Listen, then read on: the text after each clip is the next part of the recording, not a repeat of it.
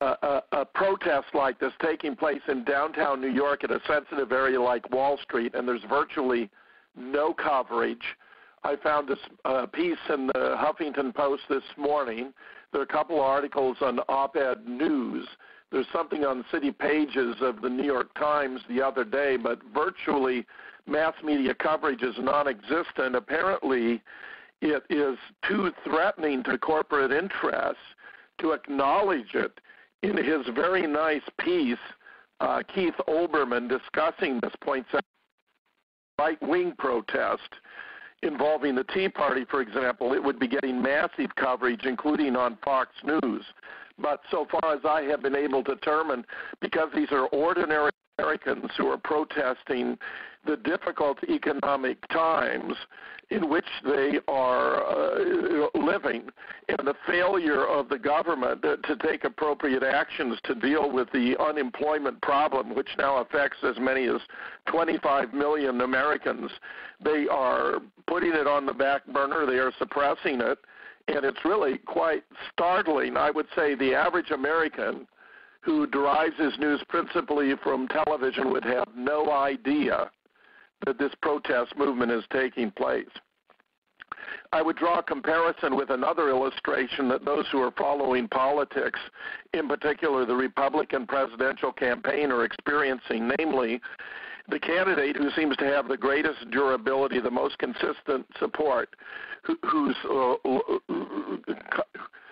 financial raising and whose straw poll successes are making him notable to those who are paying attention, is Representative Ron Paul from Texas.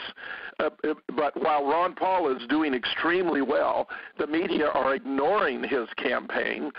Even when he does better than other candidates, they discuss the candidates such as Michelle Bachmann before they discuss Ron Paul, and it's startling. I would say anyone who wants to ask themselves whether or not the media in America is dominated by a small number of corporations, and they number 5 that control 90 to 95% of what the American people see and hear in television and in the newspapers.